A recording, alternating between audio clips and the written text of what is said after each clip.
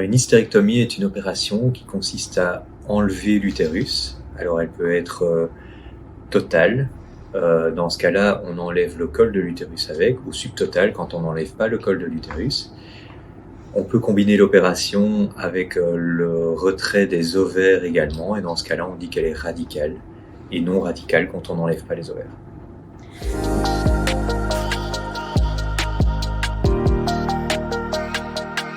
En cas de cancer de l'utérus, du col ou des ovaires, en cas de présence de pathologie au sein de l'utérus, donc par exemple des fibros qui donneraient des symptômes embêtants pour la patiente, des saignements par exemple ou des douleurs.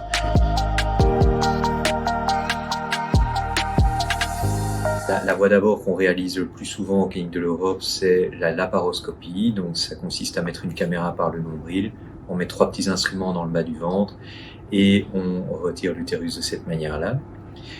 Une autre voie d'abord possible est de carrément devoir ouvrir le ventre. Ça se fait plus rarement dans certaines indications quand l'utérus est par exemple trop volumineux que pour le retirer par les caméras, ou lors de cancer où on ne peut pas le réaliser par les caméras. Une troisième voie d'abord est par voie vaginale exclusive. Donc là, par voie vaginale, sans cicatrice sur le ventre, on va retirer l'utérus et ou les ovaires. Et cette voie vaginale peut être également réalisée avec des caméras. On peut compter 1 heure d'intervention qui se fait principalement sous anesthésie générale. Certains types d'opérations, par exemple les voies vaginales exclusives, peuvent se faire sous rachianesthésie.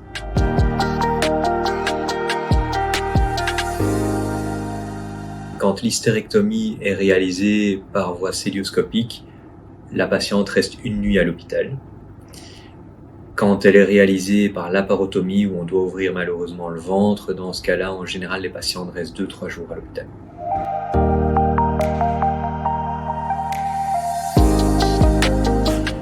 La patiente est revue normalement 1 mois en post-opératoire. La première semaine après l'opération, elle ressent des douleurs un peu comme si elle avait fait pas mal de sport, donc des douleurs abdominales qui peuvent irradier, ou des douleurs musculaires, je veux dire, qui peuvent irradier parfois jusqu'aux épaules, qui répondent assez bien aux antidouleurs qu'on prescrit lors de la sortie de l'hôpital.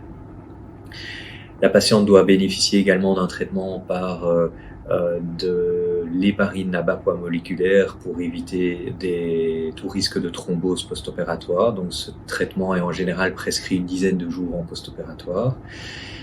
Et pendant 1 mois, la patiente ne peut pas porter de choses lourdes, pas de rapport, pas de bain, pas de piscine non plus pendant ce mois-là.